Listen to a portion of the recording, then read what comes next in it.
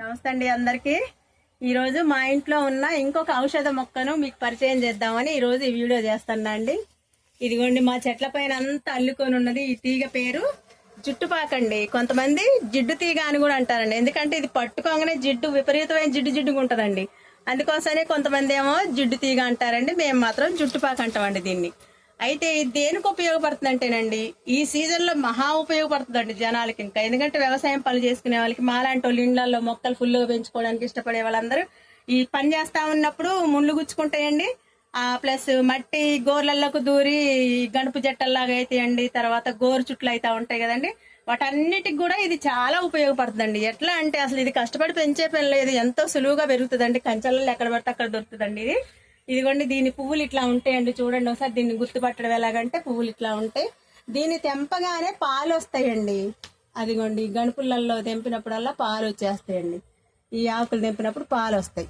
ఈ పాలు ఎట్లా ఉపయోగపడతాయి అంటే, మనకి ముళ్ళు గుచ్చుకున్న దగ్గర ఇదిగోండి ఇట్లా ముళ్ళు గుచ్చుకుంది అనుకోండి, ఈ చుట్టూ ఈ పాలు అంటించాలండి. తెంపి ఈ మొన మట్టుకు వదిలేయాలి. ముళ్ళు గుచ్చుకున్న దగ్గర వదిలేసి చుట్టూ దాన్ని అంటుకొని చుట్టూ పాలు పూసేయాలండి. ఫుల్గా పూసేస్తే ఈ పాలేమో లోపలికి వెళ్ళి మెడిసిన్ లాగా పనిచేస్తాయి.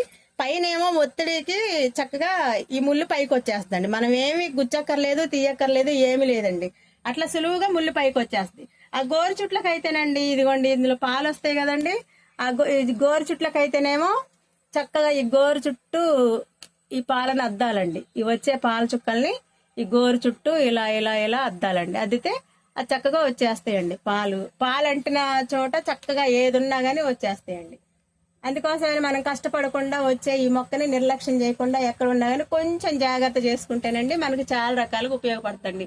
ఈ ఒక్కటే కాకుండా మన కంటికి కనిపించిన ముళ్ళు ఏవైనా, తెలిసిన ముళ్ళు తెలియని ముళ్ళు ఏదైనా నొప్పి అయితే తెలుస్తుంది కదండి, అలాంటి టైంలో కూడా నండి ఇప్పుడు గొంగళ పురుగులు ఉంటాయి, ఆ నువ్వు అది కూడా కంటికి కనపడదు, చాలా సూక్ష్మంగా ఉంటుంది కానీ దాని బాధ విపరీతంగా ఉంటుందండి.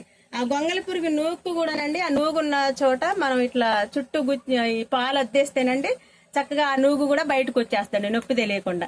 ఇంత మంచి ఆకుని మనం నిర్లక్ష్యం చేయకుండా చక్కగా ఇంట్లో పెంచుకోవాలని ఆశపడుతున్నా అండి. థ్యాంక్ యూ అండి.